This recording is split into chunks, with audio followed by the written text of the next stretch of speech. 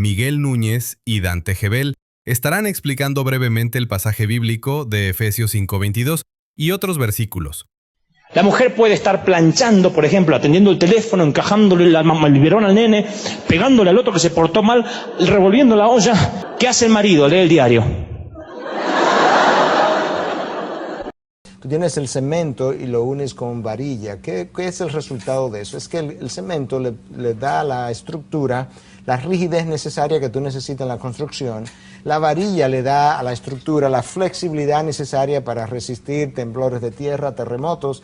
Y ahora tú tienes dos productos muy diferentes, con constituciones muy diferentes. Cuando los une, tú obtienes un producto superior que combina rigidez con flexibilidad. Quiero compartir con ustedes una verdad bíblica que, aunque puede sonar contracultural, sigue siendo profundamente relevante: el diseño de Dios para el matrimonio y cómo Él asignó roles diferentes pero complementarios al hombre y a la mujer. En tiempos donde la confusión de roles es común, es necesario volver a la palabra de Dios, no a opiniones humanas. Vamos a leer Efesios 5:22-33, un pasaje central sobre el matrimonio cristiano. Aquí el apóstol Pablo enseña a las esposas que se sujeten a sus maridos como al Señor, porque el marido es cabeza del hogar, como Cristo es cabeza de la iglesia. A los esposos que amen a sus esposas como Cristo amó a la iglesia, entregándose por ella. Este modelo no se basa en superioridad o inferioridad, sino en un diseño de orden y amor sacrificial. El matrimonio refleja el Evangelio. El esposo representa a Cristo y la esposa representa a la iglesia. En Harvard, una importante universidad de los Estados Unidos, se hizo un serio estudio sobre el cerebro de la mujer y el cerebro del hombre. Esto es verdad. Entonces, ¿cómo reaccionaban a la misma situación el hombre y la mujer? Reaccionaban con comportamientos diferentes. Es decir, a la misma situación, le presentaba la misma situación a los dos. La mujer reaccionaba de una manera, el hombre reaccionaba de otra manera. Entonces siguieron investigando. Científicos descubren que el cerebro de la mujer de alguna forma tiene más fibras nerviosas que conectan los dos hemisferios cerebrales. Es decir, todos los seres humanos tenemos dos hemisferios cerebrales, el derecho y el izquierdo. Algunos no sabían, pueden usarlo cuando quieran, tienen otro de este lado. Los dos. Ustedes saben que además de las diferencias obvias que tienen los varones con las mujeres, además de las diferencias sexuales, el hombre tiende, siempre hay excepciones a la regla, estamos hablando del 80% de los casos, tal vez el 70%. El hombre tiende a ser más anguloso, la mujer tiene más, lo que voy a decir no le va a gustar a ninguna mujer, pero esto dicen los científicos, tienen más grasa. No digo que sean más gordas, tienen más grasa, porque ellas tienen que amamantar, tienen que tener un parto, tienen que en su vientre tener un niño, cosa que los varones no tienen ni esa necesidad ni ese privilegio. Entonces, la mujer es más así como tiene más, aparentemente más grasa en su cuerpo y no es tan angulosa como el hombre, tiene más fibras nerviosas que conectan sus dos hemisferios cerebrales. Y a esto se le llama pensamiento integral. La mujer es integral para pensar. Ustedes dicen, ¿y esto qué tiene que ver? Van a ver cómo tiene que ver con lo espiritual de momentos. Porque yo me interesé mucho en este estudio, porque descubrí muchas situaciones espirituales, o muchas situaciones matrimoniales que han surgido por desconocer esto. La mujer tiene un pensamiento integral. Usa, científicamente comprobado, casi la totalidad de sus dos hemisferios. El hombre usa solo un hemisferio cerebral. Andamos con medio cerebro nosotros, ¿no? Se llama esta forma de pensar pensamiento compartimentado. Esto no significa necesariamente que la mujer sea más inteligente, yo no dije eso, necesariamente. Tal vez seamos tan inteligentes que no queremos usar los dos para no dejarla chiquita a la mujer. Usamos uno solo y nos basta. No me odies, no. Paso a explicar. ¿Qué es un pensamiento integral? Que la mujer puede pensar, hacer y ejecutar varias cosas a la vez. Mientras que el hombre enfoca solo una situación y no puede ocuparse de otra hasta no tener resuelta esa situación. Se los voy a explicar en forma más práctica. Esto se ve hasta en la vestimenta de los varones y la vestimenta de las mujeres. Los varones somos compartimentados, tenemos bolsillitos por todos lados. Aquí tenemos el peine, aquí tenemos el pañuelo, la plata, la billetera. La mujer tiene todo en esa bolsa o en ese bolso que en Indiana Jones pudo sobrevivir una vez. La última aventura de Indiana Jones dentro de un bolso de una dama. A veces mi esposa me dice, búscame mi bolso, el alicate. Y yo empiezo a meter la mano y un cocodrilo me la traga así. Hay de todo ahí, ¿verdad? Porque ella es integral, está todo. Y ella se entiende en esa cartera que nosotros nunca podemos entender. Nosotros tenemos todos compartimentados y ella es integral. ¿Cómo se lleva la práctica en cuanto al comportamiento del ser humano, en cuanto a la mujer y al hombre, en un pensamiento integral y un pensamiento compartimentado? La mujer, todo su contexto tiene que estar bien para que ella esté saludable, para que esté plena. El hombre puede olvidarse de un problema y ahora enfocarse en otro, que por un lado es una cualidad y por otro lado puede ser un defecto. La mujer puede estar planchando, por ejemplo, atendiendo el teléfono, encajándole el biberón al nene, pegándole al otro que se portó mal, revolviendo la olla y también planchando un poquito así, vuelve a la olla de nuevo, a cambiar, le ayuda a hacer los deberes al otro. ¿Qué hace el marido? Lee el diario. Está en el casillero diario. ¿Qué hace el varón cuando está mirando televisión? ¿Qué hace? Mira televisión. ¡Pah! Se cae el nene, ¿ve? Él mira, no hay sangre. Mira televisión, ¿no? Porque él es compartimentado, está mirando televisión. La mujer esto puede hacer 10.000 cosas a la vez. Y entonces la mujer no entiende cómo este bestia puede estar mirando televisión mientras que ella está planchando, haciendo la comida, preparando la ropa para mañana a los nenes en el colegio, ayudándole a hacer los deberes. Encima él dice, no te olvides de mi camisa, ¿eh? O sea, la mujer no entiende, dice, es un vago, no es un vago. Él es compartimentado, mientras que ella es integral. Ella puede hacer muchísimas cosas a la vez. El hombre solo enfoca una situación y no lo sacan de ahí. Está en el casillero televisión, no puede hacer otra cosa. La mujer dice, por ejemplo, ¿alguien puede poner la mesa? ¿Qué pasa? Nadie la pone, nadie llama a alguien.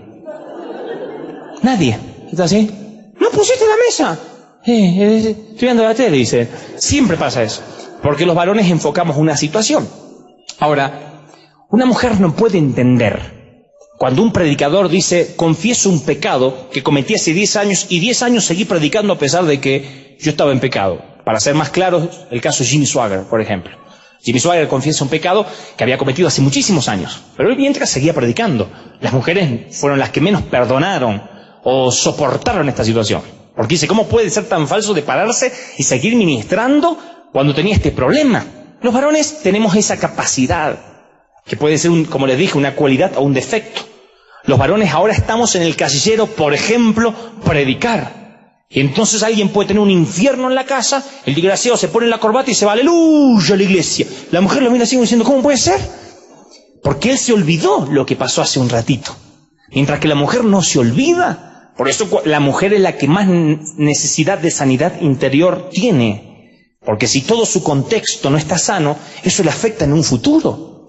Les voy a contar algunas diferencias que se descubrieron científicamente del hombre y la mujer. Y van a ver cómo esto le va a ayudar en el matrimonio, en el futuro matrimonio a los solteros, inclusive en las relaciones interpersonales a los que son solteros, tienen problemas para relacionarse con el novio o con la novia, inclusive a los que no tienen ni novia siquiera, pero necesitan escuchar lo que les voy a contar. Para el hombre, por ejemplo, diferencias en la vivencia laboral. Para el hombre, el trabajo que realiza, escuchen esto, así Dios nos creó a los varones. El trabajo que realiza el varón es una especie de extensión de su personalidad. Es decir, el hombre se siente muy gratificado por lo que hace, así fue creado el hombre. El hombre no sirve para estar como un vago. El hombre cuando está en lo que le gusta, o en algo que produce dinero en su defecto, o en algo con lo cual puede alimentar a su familia, cuando el hombre está allí, su ego es alimentado de lo que hace. Es decir, está muy emparentado con su ego, lo que hace. La mujer no necesariamente necesita realizar una tarea, aunque ahora hablan de liberación femenina, que la mujer tiene que realizarse y estudiar y llegar a la cumbre, pero yo hablo de la regla general más allá de las excepciones. La mujer no toma identidad del trabajo que está haciendo, sino que toma identidad que el marido le asigna. Es decir, si la mujer es contenida, oigan esto, si la mujer es dignificada, si la mujer es amada y cuidada por su marido, ustedes van a ver una mujer feliz. En la jerga de los varones se diría una mujer bien atendida. Una mujer sonriente. Cuando usted ve a una mujer amargada, con cara de limón, que no sonríe nunca, no es que pobre desgraciado le tocó una amargada. Es que es muy probable que esa sea la mujer que él desarrolló. Que ese es el resultado de años de convivencia que la pobre tiene con ese marido que nunca la dignificó, que nunca redescubrió lo mejor de esa dama y nunca lo pudo aflorar, sacar a flor de piel. Estoy siendo claro, díganme amén.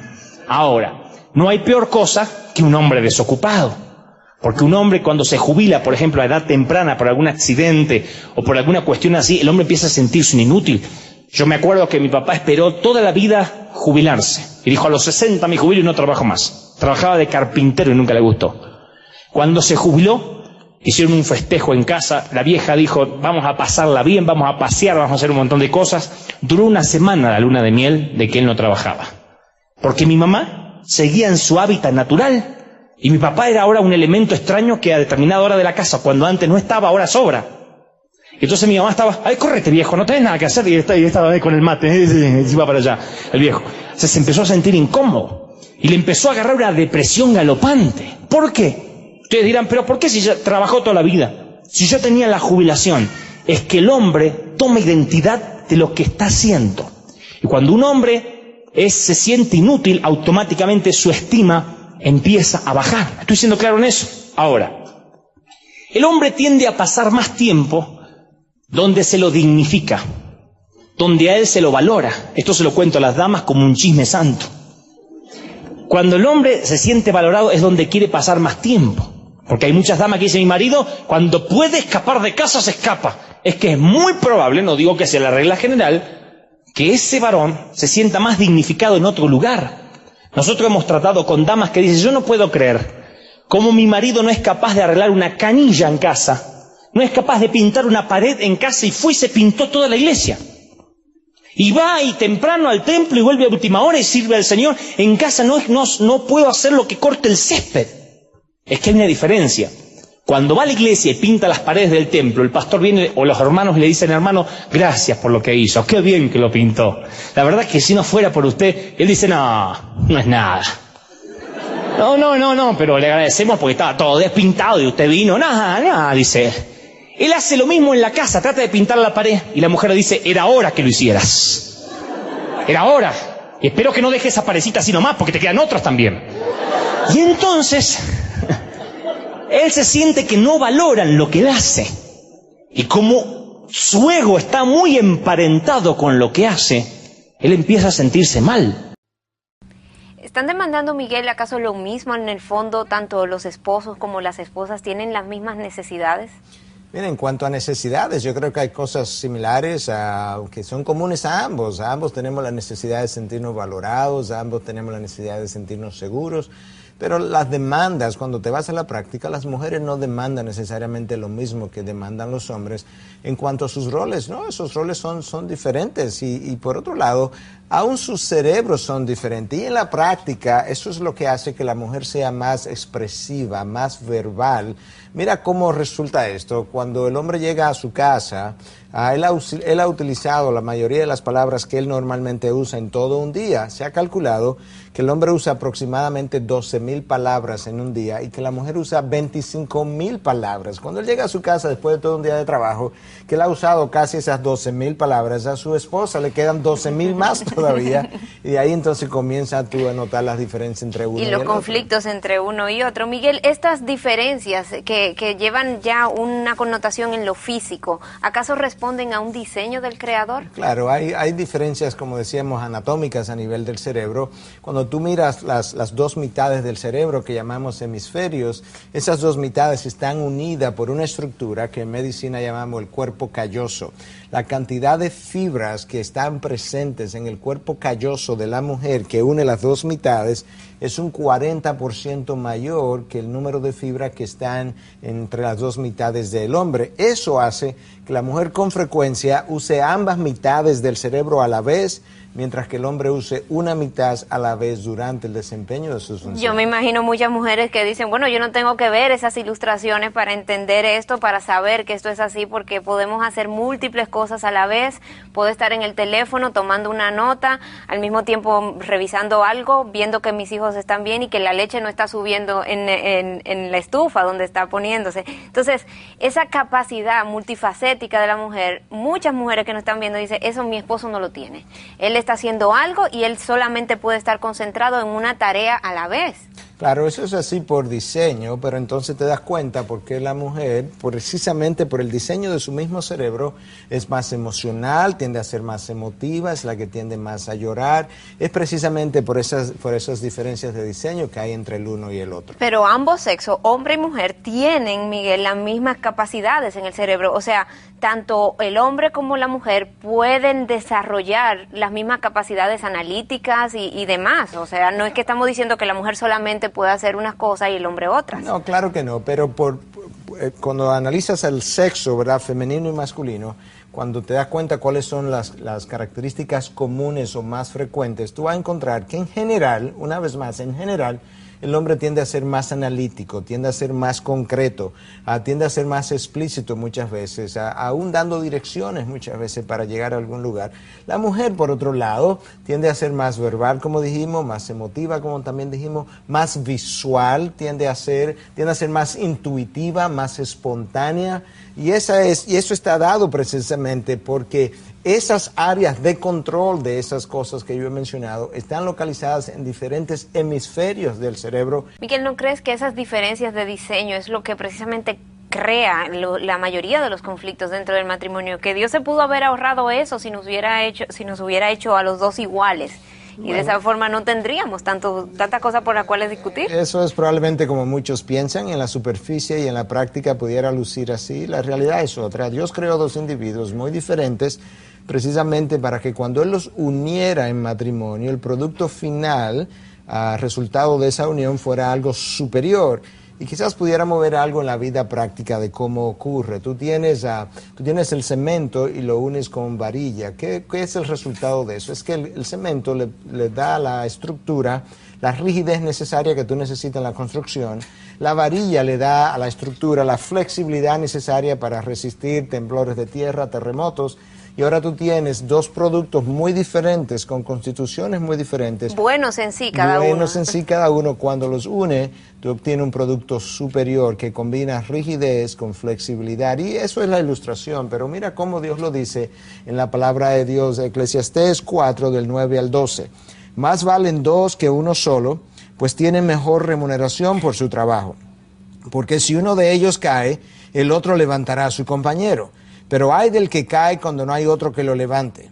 Además, si dos se acuestan juntos, se mantienen calientes, pero uno solo, ¿cómo se calentará? Y si alguien puede prevalecer contra el que está solo, dos lo resistirán. Un cordel de 3 hilos no se rompe fácilmente. Miguel, esa lectura que acabas de hacer habla de cómo esa unión entre hombre y mujer, en este caso, es más resistente, pero menciona un tercer cordel. Ese tercer cordel necesariamente tiene que ser Dios, como lo han interpretado el mundo cristiano. No pudiera ser un sueño en común que tengan los dos y que por eso entonces luchan y se aferran a eso. Bueno, tú te das cuenta que muchas veces cuando se unen por medio de ese sueño se despiertan como en medio de una pesadilla, pero no, ese cordel de 3 hilos, ¿verdad? Es Dios el tercero que está entre ellos. El salmista lo dijo de esta manera: si Dios no está en medio de ellos, en vano se afanan los que construyen la casa, los constructores. Dios tiene que estar en medio del matrimonio si eso va a funcionar como Dios lo diseñó en sus inicios. Bueno, yo creo que, mira, no habría nada de malo de que el hombre pudiera ayudar en la casa. Yo creo que de hecho le hace mucho bien a él para ir desmontando a su machismo y para el modelo que los hijos están viendo. Yo creo que eso sería una gran cosa. Sin embargo, no podemos ir al otro lado, Patricia, donde muchas veces el hombre, en vez de servir en el hogar por medio de una actitud o debido a una actitud de servicio,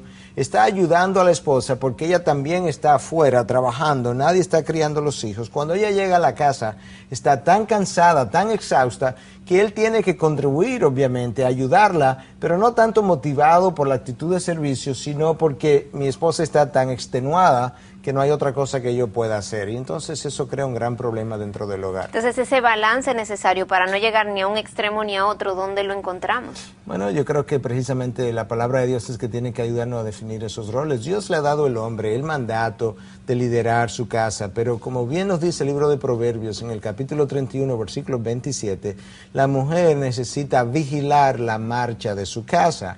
Eso va a implicar que muchas veces la mujer permanezca en la casa sin trabajar durante los años cuando los hijos están creciendo, mejor dicho, cuando los niños pequeñitos están todavía en la casa, que necesitan supervisión, necesitan guianza, y durante muchos años después, incluso dependiendo de la situación de cada matrimonio, unas esposas tendrán que permanecer más tiempo, algunas menos, dependiendo de las edades de sus hijos, pero hay un momento crucial donde ella necesita estar ahí vigilando la marcha de su hogar. Miguel, muchos te dirán, pastor, despierte, estamos en pleno siglo XXI, hablar de que el hombre sea el guía, que la mujer se someta, que la mujer siga ese líder, deje sus sueños profesionales de lado por, bueno, ni siquiera sueños profesionales, cubrir esas necesidades económicas que hay hoy en día. ¿Cómo lo hace? ¿Cómo va a enfrentar lo que es el reto que la sociedad moderna le tiende a la pareja hoy en el campo laboral, si estamos contemplando la posibilidad de involucrar estos conceptos en ese día a día? Estamos viendo como que vamos para atrás como sociedad al plantear estos conceptos. Bueno, lamentablemente yo creo que necesitamos reevaluar todo lo que ha ocurrido. Da mucha pena que el hombre lo que ha exhibido muchas veces es un liderazgo de dominio. Todo el que ha sido dominado, todo el que ha sido sofocado, se revela, y la mujer se ha revelado. Eso no lo justifica, pero lo explica. Cristo, cuando vino, nos dejó un modelo de servicio, nos dejó un modelo de liderazgo, y ese modelo de liderazgo se supone que debía estimular a otros a seguir ese ejemplo. El hombre, el esposo que lidera conforme a lo que Dios quiso que él hiciera, va a estimular a su esposa y a sus hijos a seguirlo. Eso no es lo que ha ocurrido, lamentablemente, sino que él ha sofocado a esa esposa y ha causado mucha rebelión de parte de esposa y de hijos. Cristo nunca dijo, a mí hay que seguirme porque yo soy el Mesías, porque yo soy el jefe, yo soy la cabeza, y lo era. Esa no es la forma de liderar, esas son formas impositivas, no formas persuasivas o formas que inducen a otros. Estimulantes para el otro. Claro. Miguel, ¿qué lugar tiene entonces en este esquema el discurso de la igualdad de los derechos? No hay duda, yo sería el primero en defender la igualdad de los derechos de la mujer, pero nosotros no podemos confundir la igualdad de derechos con la igualdad de funciones. Déjame explicártelo de una forma ilustrativa. De nuevo, el presidente de un país, yo creo que debe tener el mismo respeto y dignidad como ser humano que cualquier otro ciudadano. En la práctica muchas veces no se da así, pero él no tiene más dignidad en sí mismo que otro ser humano, él es parte de la raza humana. Sin embargo, cuando él llega a ser presidente, hay algo que su nuevo rol le confiere, que lo coloca en una posición a veces privilegiada, y él tiene ahora privilegios que antes no tenía, y se le debe un respeto quizás hasta mucho mayor que lo que antes se le daba, precisamente por el rol que ocupa. Una vez él termina con ese rol, pues él vuelve de nuevo a ser otro ciudadano de la sociedad. Bueno, el rol tiene mucho que ver con la forma en que le vamos a respetar o cómo nos vamos a someter. Cuando Dios une la pareja, hay un rol que le ha dado al hombre, y le ha dado un rol de liderar. Entonces, él no tiene más dignidad, él no tiene más derechos, de hecho, él tiene más responsabilidades muchas veces, pero por el rol asignado por Dios le debemos un respeto y una dignidad a ese líder. Miguel, revisando las responsabilidades del rol del esposo y la esposa dentro del matrimonio, vamos a enfocarnos ya más en lo que es la responsabilidad del esposo. A primera vista, creo que podría incluso malinterpretarse muchos de las citas bíblicas que hablan acerca del rol que se le asigna al hombre dentro del matrimonio. Sí, yo creo que si nos vamos a una de esas citas, Efesios 5:23 dice que el hombre es, así como el hombre es cabeza de la mujer, que el hombre es cabeza de la mujer como Cristo es cabeza de la iglesia, siendo él mismo el salvador del cuerpo. Eso ha sido muy mal interpretado, obviamente, y eso ha creado muchos problemas, porque el hombre en la mayoría de los casos no se ha comportado como un líder, ha sido más bien un jefe. Y hay una gran diferencia, Patricia, entre poder persuadir a alguien y poder imponer algo. Hay una gran diferencia entre inducir y forzar. No es lo mismo influenciar a aquellos que están debajo de ti que estar dando órdenes o mandar, como tampoco es lo mismo motivar o estimular que simplemente empujar a alguien a que haga las cosas que tú quieres que se hagan. Un líder espiritual necesita ir delante, necesita ir modelando, necesita ir dejando huellas, y en la medida en que deja esas huellas necesita estimular a los que vienen atrás a seguirlo, y eso es algo que no ha ocurrido. Y la mayoría de los esposos se han comportado más como dictadores que como verdaderos líderes, y eso ha tenido una consecuencia. Estás hablando, Miguel, de un liderazgo espiritual, de un liderazgo que ese hombre tiene que llenar dentro de su hogar. Pero lo cierto es que cuando revisamos lo que es la vida de iglesia, en general, esa vida de iglesia está compuesta más bien en su mayoría por mujeres. Son las mujeres que van a los grupos de oración, son las mujeres las que compran más libros, son las mujeres las que sirven más en eventos cristianos, en estudios bíblicos. Ellas, cuando comparamos lo que es el tiempo dedicado a cultivar la vida espiritual de la mujer versus lo que el hombre le dedica, pues ellas se van adelante, le dedican mucho más. Y me parece escuchar a muchos hombres decir, claro, ellas pueden porque ellas tienen ese tiempo, pero dígame usted, pastor, ¿cómo puedo yo alcanzar a hacer todas las cosas que ella me está diciendo cuando los trabajos seculares demandan tanto de uno? Bueno, tú acabas de describir la realidad, pero la realidad que el hombre vive no es necesariamente el diseño que Dios tuvo en mente en el primer lugar. De manera que nosotros necesitamos comenzar a cambiar esa realidad, ajustándonos más al diseño. Lo cierto es que muchos hombres no se ocupan de cambiar su carácter, no se ocupan de cultivar su vida de oración. La mayoría de las mujeres son las que están haciendo precisamente eso y tienen una vida de espiritual mejor que la de los hombres, pero eso tiene consecuencias. Toda alteración de diseño tiene un precio. Y lamentablemente ese precio lo están pagando los hijos, están pagándolo los matrimonios. Las estadísticas enseñan que la mayoría de la literatura cristiana la compran las esposas y la leen las esposas en vez que los esposos. Sin embargo, ellos son los líderes, los que están supuestos a estar marcando el paso para el resto del hogar. Ahora te toca a ti comentar